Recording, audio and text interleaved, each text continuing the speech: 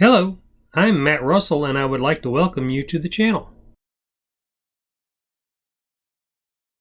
Today's video is going to be my review of our Exmark Lazer Z E Series 60-inch cut zero-turn lawnmower that we have installed a set of Ballard low-lift blades on, and my experience with a piece of 1/2 inch rebar that was hidden in the grass on the edge of our yard.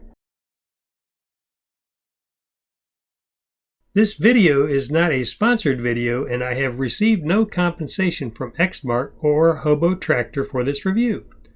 We purchased this mower with our own money in October of 2022 after we bought our 13 acres in Lake City, Florida. It is a sample of one, so your experience may vary. This mower has the 60-inch deck and has the Kawasaki FX801V motor. I currently have 72 hours on the mower. It has the weight adjustable seat and, in my humble opinion, is the most comfortable seat on any mower or tractor that I have ever used. I wish I could put one on our Massey Ferguson tractor.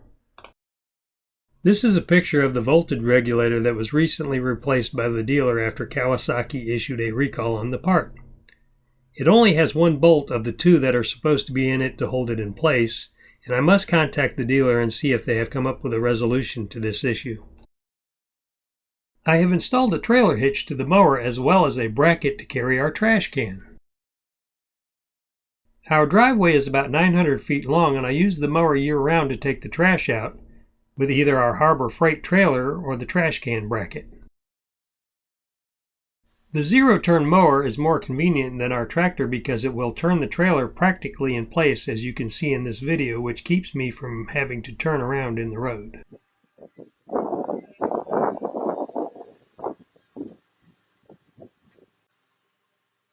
It's also nice for carrying the trash can by itself.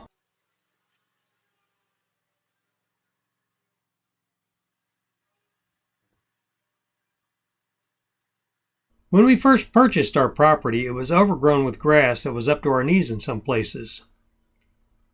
This is a picture of a deer in the backyard, and the next photo is some turkeys to give you some perspective as to what the yard looked like. The right-of-way was overgrown, as you can see in this picture.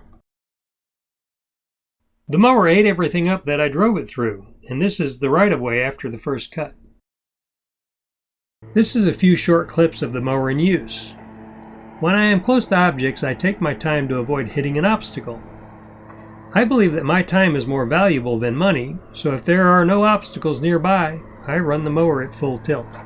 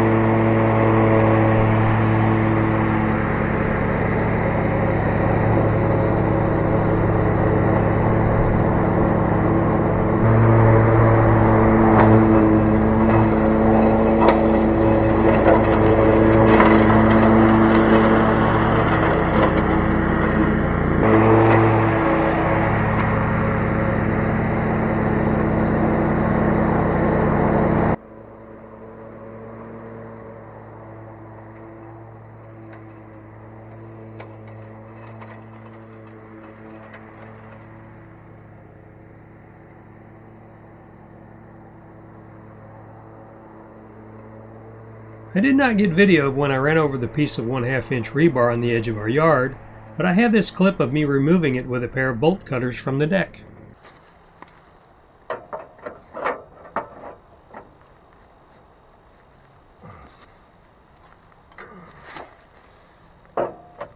It was wrapped around the left blade, and the only way to remove it was to cut it off. The motor stalled and shut off when I hit the rebar, but after removing it, everything seemed to be working as normal.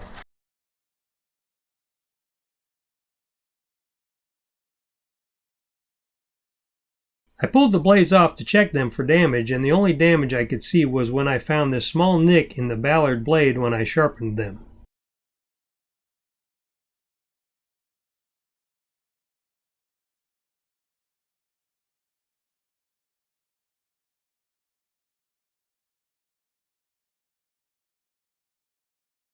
The Ballard blades are slightly thicker than the factory stock blades, measuring about 253 thousandths, as you can see in this picture.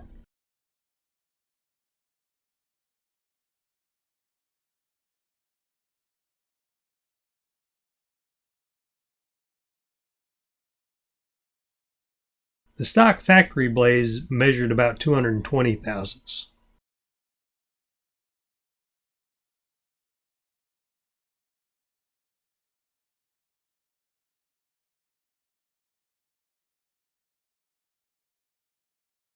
This is a picture of the original blades that had the lift fin abraded off by the sand we have here in Florida.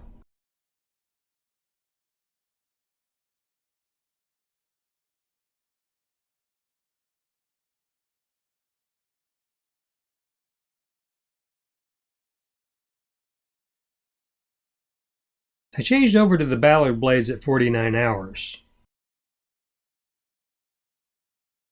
The blades were about half of what the factory standard blades cost. So far, I am very impressed with the blades, especially after hitting that piece of rebar. In conclusion, I am very happy with this zero-turn mower and these Ballard blades. If you think this video may be useful to a friend, please share. If this video has earned a like, please hit the button. If you want to see more of our content, please subscribe. If you have a question about something I didn't cover, please leave a comment and I will give you a reply. I hope you have a wonderful day, and remember, if you do the right thing, you don't have to worry about being wrong.